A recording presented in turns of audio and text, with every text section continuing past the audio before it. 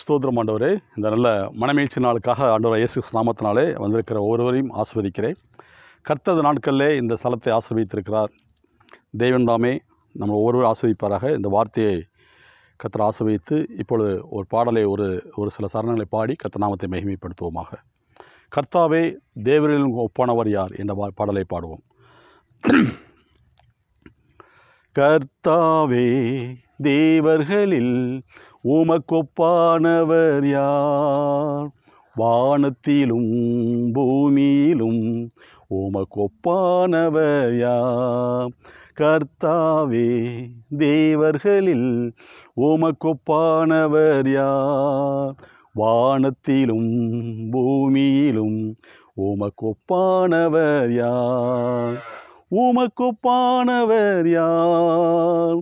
உமக்கொப்பானவர் யார்? உமக்கொப்பானவர் யார்?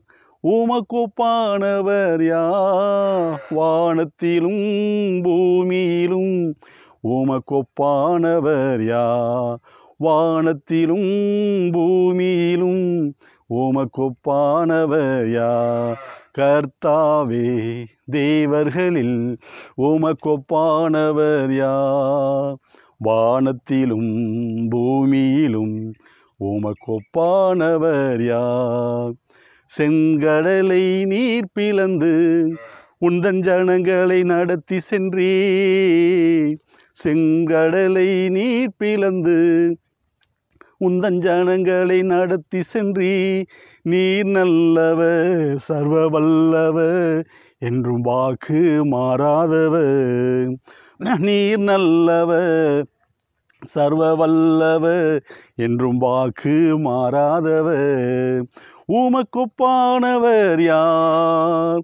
உமக்கொப்பானவர் யார்? வானத்திலும் பூமியிலும் உமக்கொப்பானவர் யார்?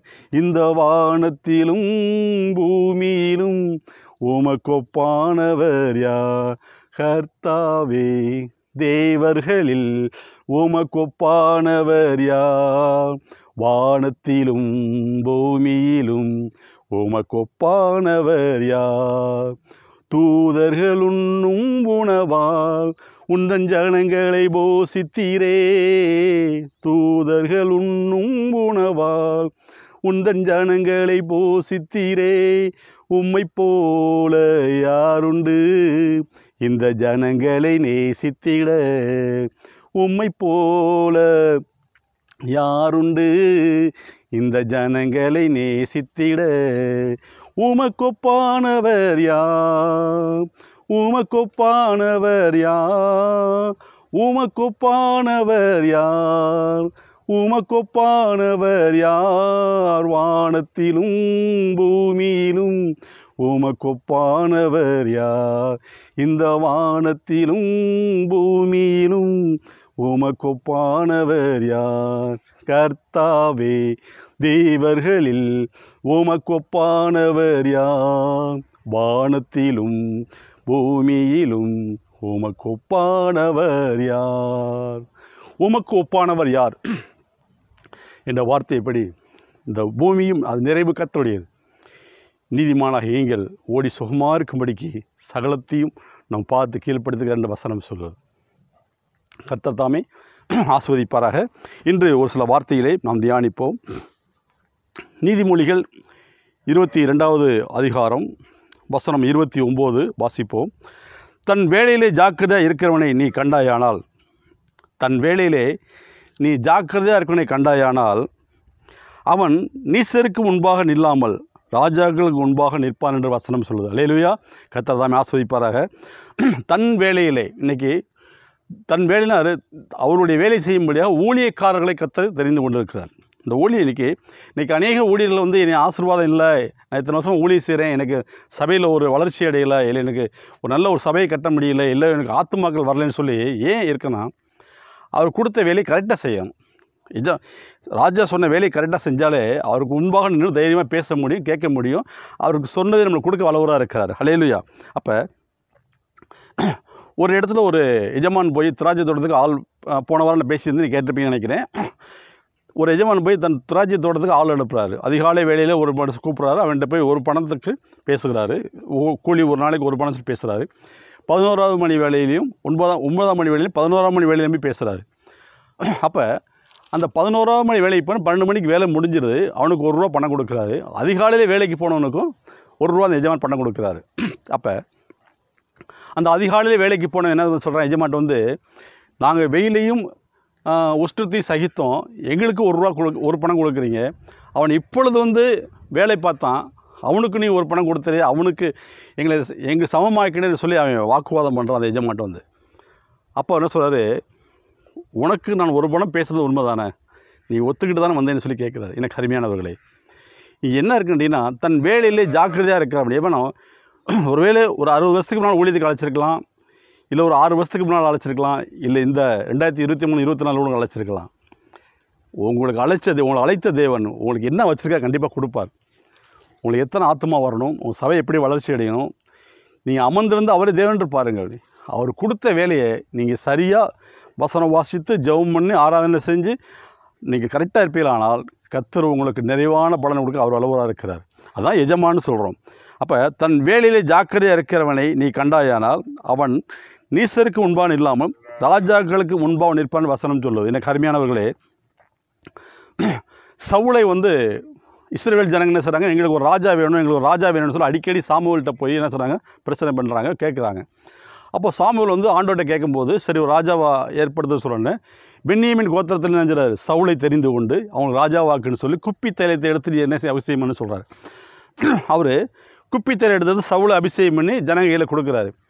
தேவனால் அபிஷேகம் பண்ணப்பட்டவர் தான் எல்லாருமே. நம்ம நினைக்கிறோம் அவர் அபிஷேகம் பண்ணப்பட்டவர், அபிஷேகம் இல்லாத கிடையாது, எல்லாருமே கர்த்தர் அபிஷேகம் பண்ணலாம். ஆனால் ராஜா சொன்ன வேலையை நம்ம சரியாக செய்கிறோமான்றதான் நம்மளுடைய மன தீர்மானம் எடுக்குது. அங்கே தான் தேவனுடைய ஐஸ்வர்யமும் ஆரோக்கியமும் நம்ம சபையோட வளர்ச்சி எப்படியா இருக்குது, அங்கே தான் நிதானம் இருக்குது. ஏன்னா ராஜா சொன்ன வார்த்தையை நம்ம சரியாக கேட்டு செய்தோமானால் நம்மளை ஆசீர்வதிக்க அவர் வல்லவராக இருக்குது என்ற வசனம் சொல்லுது அருமையானவர்களே. அப்போ சவுலை போய் சாமுவேல் சொன்னார், நீ இந்த தேசத்தில் போய் பெலிஸ்தீன் நாட்டில் போய் என்ன செய்ய, அங்கே இருக்கிற ஆடு மாடு மிருக ஜீவன்கள் முதியோர் வாலிபர் குழந்தைகள் ஸ்திரீ முதற்கொண்டு எல்லாத்தையும் வெட்டி போட்டுரு, ஒன்றுமெல்லாம் ஆக்கி அந்த பூமியை உண்மை ஆக்கிருன்னு சொல்லி ஆண்டவர் சொல்லி விட்றாரு. ஏன்னா உன் எதிரிகள் எல்லாம் நீ க்ளோஸ் பண்ணிடுன்னு சொல்லி ராஜாவுக்கு அந்த அதிகாரத்தை கொடுத்து சாமுவேல் தீர்க்கதரிசி சொல்லி செஞ்சார். சவுல் அனுப்புகிறாரு. அப்போ சவுல் போய் தன் ராஜா சொன்ன வேலையை சரியாக செய்யலை. அங்கே தான் மிஸ்டேக்கு.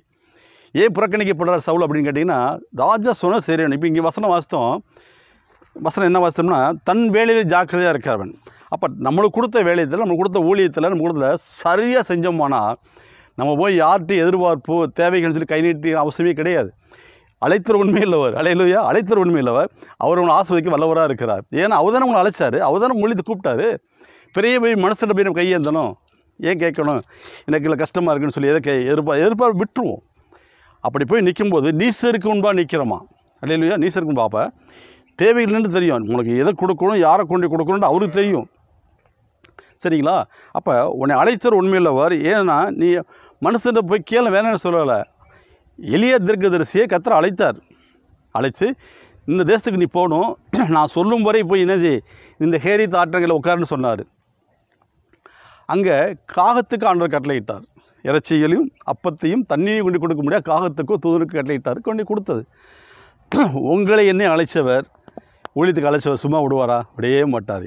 யாரை கொண்டாவதும், எந்த மனுஷனை கொண்டாவதும், எந்த மனுஷையை கொண்டாவதும் அவர் இறங்கி வந்து நம்ம ஆசிரியக்க வல்லவராக இருக்கிறார். அல்லேலூயா, வல்லவராக இருக்கிறார். அதனால் சொல்கிறது தன் வேலை ஜாக்கிரதையாக இருக்கிறவன்.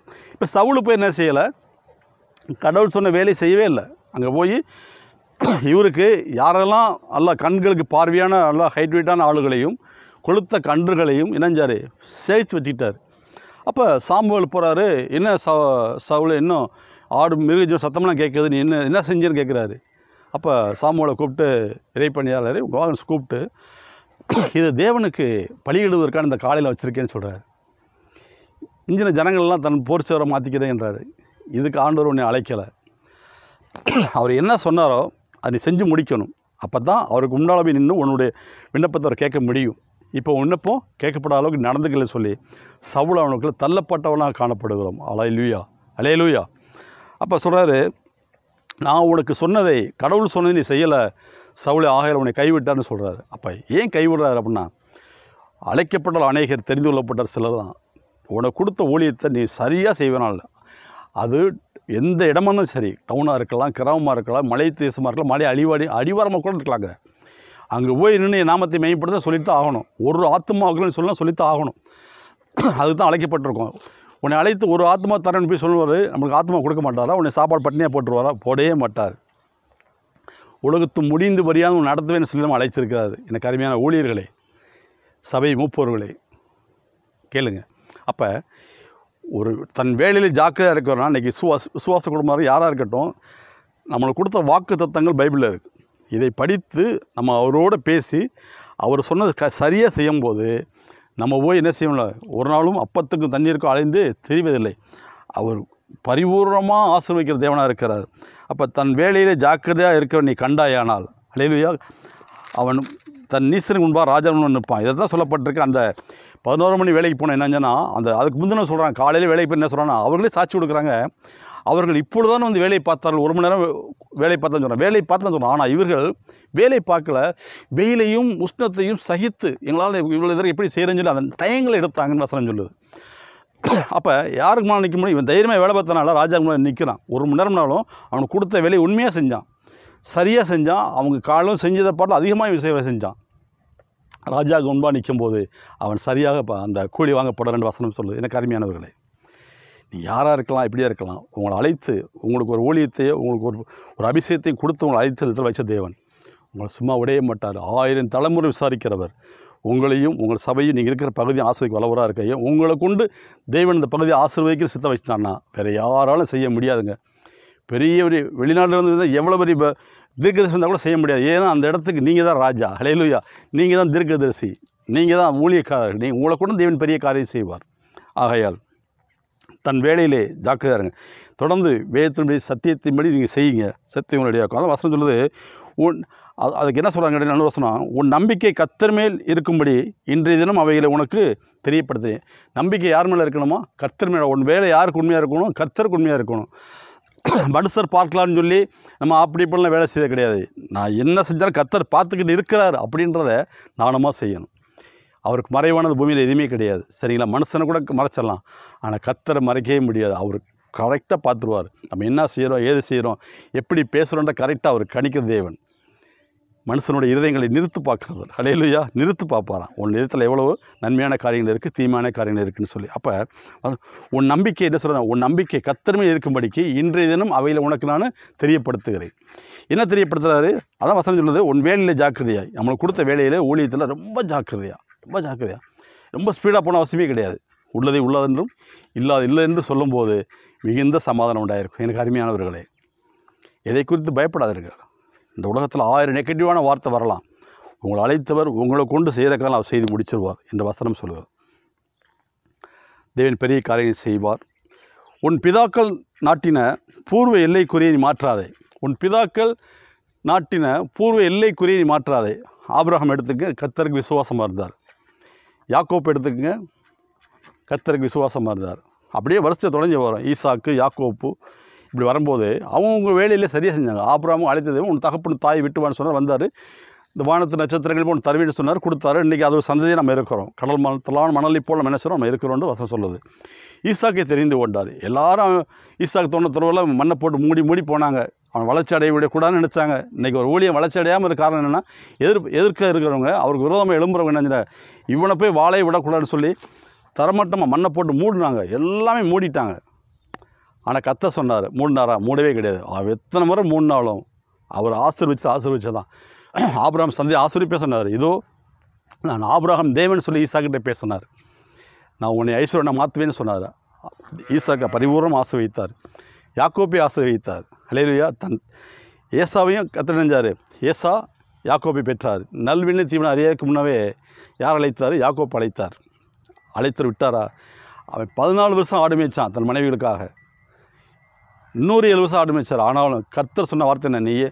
அவன் சொன்ன வார்த்தை என்ன? நான் திரும்பி வரும்போது உங்களுக்கு தசமமாக செலுத்துவேன். நான் தேவனையை கொடுத்த எல்லாவற்றையும் உங்களுக்கு தசமமாக கொடுத்தேன்னு தன்னை அந்த இடத்துக்கு வந்த உடனே அவனை வெறுமையாக எப்படி கூட்ட வர முடியாது தேசத்துக்குன்னு சொல்லி அவனை கர்த்தரை ஆசீர்வதித்து எட்டிப்பான ஆசீர்வாதத்தை கூட்டு வந்தார். எனக்கு அருமை. அதே போல இன்றைக்கி ஊழியமாக இருக்கும், நம்ம என்ன செய்ய போகிறோம், இப்போ தான் சபையை ஆரம்பிச்சிருக்கோம், ஆத்மாவை பயப்படாதீங்க.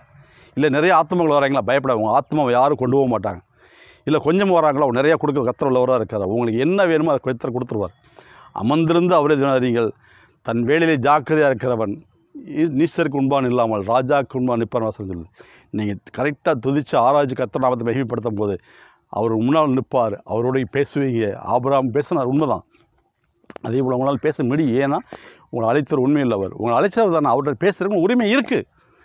நீங்கள் உங்களுடைய பாதை கரெக்டாக இருக்குமானால் அவர் முன்னால் வாசம் பண்ணுவார். ஒருவனுடைய வழி கர்த்தரை பிரியமாக இருந்தால் கர்த்தர் இறங்கி வந்து ஆசீர்வதிப்பார். உன் சத்துருன் பாதுபடி வந்துடுவாங்க. சரிங்களா? ஆகையால் இந்த வார்த்தையின்படி இன்றிலிருந்து இந்த செய்தியை கேட்குற நீங்கள் பூர்வ எல்லைக்குரிய மாற்றாதே. அவங்களாம் என்ன செய்யலை, கரெக்டாக செயல்பட்டாங்க. ஆபிரகாம் சொன்ன வார்த்தை கரெக்டாக செஞ்சார், சந்தையில் ஆசிரியப்பட்டுச்சு. ஈசாக்கு கரெக்டாக செஞ்சார். பிளேஸில் எவ்வளவோ துறவுகளை மூடி போட்டாங்க, ஆனால் கர்த்தர் விடலை.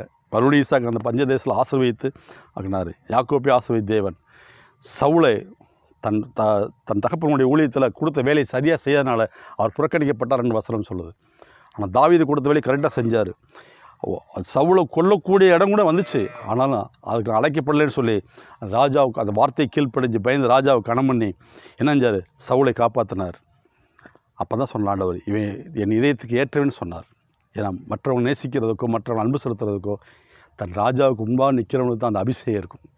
தன் சத்தத்தை கேட்குறவன் தான் பூமியில் உள்ள ஜனங்களுக்காக பரிதவிக்க முடியும். ராஜாவின் வார்த்தையை கேட்காம, கர்த்தருடைய வார்த்தையை காதில் கேட்காம ஆத்மா ஆதாயம் பண்ண முடியாது. ஜனங்களுக்கு தரிசனத்தை சொல்ல முடியாது. குழம்பிடுவோம். எனக்கு அருமையானவர்களே, உங்களுக்கு காது கெட்டதையும் உங்கள் மனசில் பட்டே சொல்லாதீங்க. கர்த்தர் சொன்னதை மட்டும் சொல்லுங்கள். நிச்சயமாகவே முடிவு உண்டு. நம்பிக்கை வீண் போகாது. அல்லேலூயா.